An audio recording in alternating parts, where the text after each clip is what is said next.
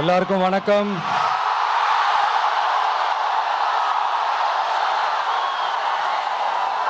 எல்லாரும் எப்படி இருக்கீங்க? சாப்பிட்டீங்களா?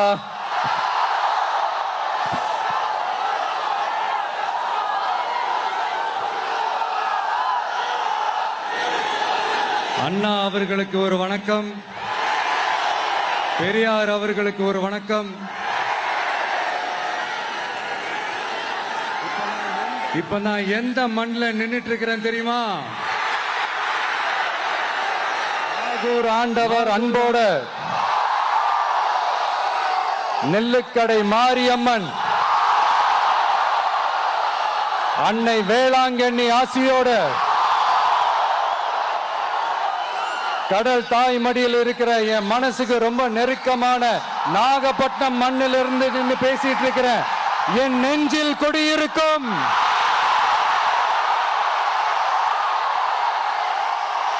உங்கள் அனைவருக்கும் என்னைக்குமே ஒரு மீனவ நண்பனா இருக்கிற இந்த விஜயோட அன்பு வணக்கங்கள்.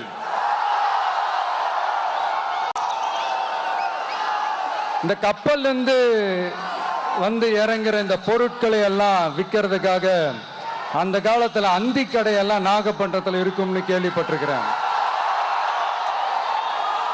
மீன் பிடிக்கிற தொழில், மற்ற தொழில்கள், இந்த விவசாயம், எந்த பக்கம் திரும்பினாலும் எப்படி பார்த்தாலும் உழைக்கிற மக்கள் இருக்கிற ஊர் தான் நம்ம நாகப்பட்டினம் ஊர். மத வேறுபாடே இல்லாத, அனைவருக்கும் பிடித்து போன, மத சார்பின்மைக்கு எடுத்துக்காட்டாக வாழ்ற உங்கள் அனைவருக்கும் மீண்டும் என்னுடைய சிரம் தாழ்ந்த ஸ்பெஷல் வணக்கங்கள். இந்த தமிழ்நாட்டில் இந்த மீன் ஏற்றுமதியில் 2வது இடத்துல இருக்கிறது நம்ம நாகப்பட்டினம் ஹார்பர் தான். ஆனா அங்க நவீன வசதிகளோட இந்த மீன் பதப்படுத்துற இந்த மாடர்ன் தொழிற்சாலைகள்லாம் இல்லை. அது மட்டும் இல்ல, இந்த அடிப்படை வசதிகள் கொண்ட இந்த வீடுகள்லாம் இல்லாம ரொம்ப அதிகமா இந்த குடிசை பகுதிகள் இருக்கிற ஊரும் நம்ம நாகப்பட்டினம் ஊரு தான்.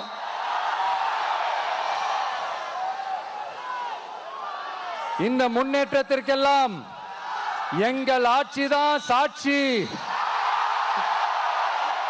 அப்படி இப்படின்ட்டு இந்த அடுக்குமொழியில பேசி அது நம்ம கேட்டு காதுல இருந்து ரத்தம் வந்ததான் மிச்சம். இவங்க ஆண்டது பத்தாதா? இப்படி தவிக்கிறாங்களே நம்ம மக்கள், அது பத்தாதா?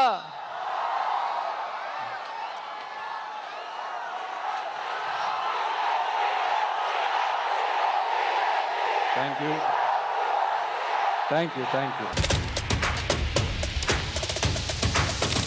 அதிமுக்கிய விவரங்களை அனைவருக்கும் புரிய வைக்கும் பாட்காஸ்ட். உலக அதிகம் தவிர்க்க முடியாத முதல் மக்கள் வளைகுடா நாடுகள் பிரான்சிஸுக்கு பிரியா சம்பவங்களை தேடி களத்திற்கே உங்களை அழைத்து செல்லும் ஸ்பாட்லைட். அங்க இருக்கக்கூடிய கள விவரங்கள் என்ன? அமலாக்கத்துறை கடந்த 5 வருஷமாவே சார் எனக்கு ரொம்ப பிடிக்கும் அவர் வர்றதுக்காக. எங்களுடைய நியாயமான கோரிக்கை. Even at the cost of stopping. பார்வையாளர்களையும் செய்திக்குள் பங்கெடுக்க செய்யும் மக்கள் குரல். 50 ரூபாய் எங்களுக்கு தண்ணிக்கு ஒரு தீர்வே இல்லங்க 10 வருஷமா. எங்களுக்கு சரியான ஒரு விடிவு கிடைக்கவில்லை. 60,000 ஏக்கருக்கு தான் கேக்குறோம், பிச்சை கேக்குறாங்க. புத்தம் புதிதாக, வித்தியாசமாக ஹெலிகாப்டர்களின் உதவி என்ன படிக்கலாம்ன்றதுல பேரண்ட்ஸும் என்கரேஜ் பண்ணணும், ஸ்டூடெண்ட்ஸும் தேர்வு செஞ்சு.